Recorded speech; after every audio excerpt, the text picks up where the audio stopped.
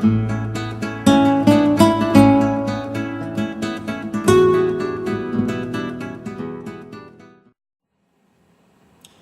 I'm Gary Parker, owner of the Wine Cellar and Brasserie here in San Diego, California, and with me, Myers McDougall, certified sommelier, working up in the brasserie every night, and we've got a wonderful Chinon here.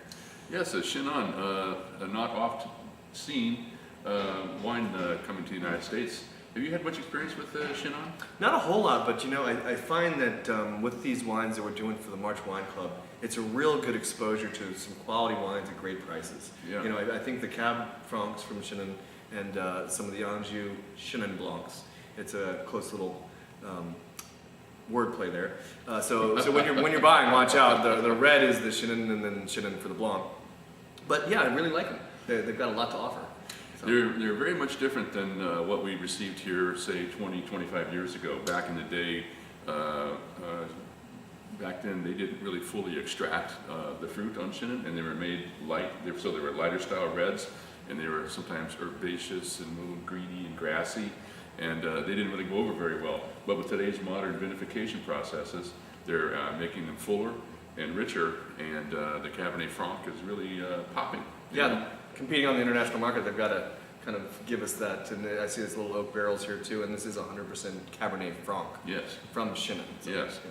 And you know, when I first smelled this thing, yeah, I got Smith Brothers cough drop. Wow. And as soon as I tasted it, I got the same thing. It's kind of like almost the super red cherry, and not just cherry, but red cherry. Yeah. And almost a little bit of licorice. Yeah, it's got some herbaceousness to it. Excuse me, and that that reminds me a lot of the Rhone region, but with the bright cherry flavor too, it kind of pulls me away up into the Loire. It does, yeah.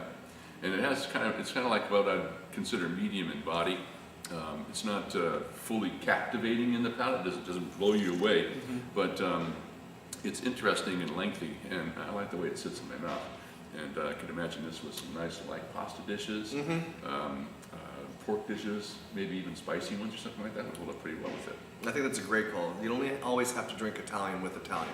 That's right. You get out of the box, and when you're doing something fun like this, your friends have never probably heard of it. It does have a unique characteristic, like Mr. Parker was saying, with the herbaceousness, but wonderful wine to expose people to that has some earthy characteristics, some good fruit, not a whole lot of tannins, and with like a medium acid structure.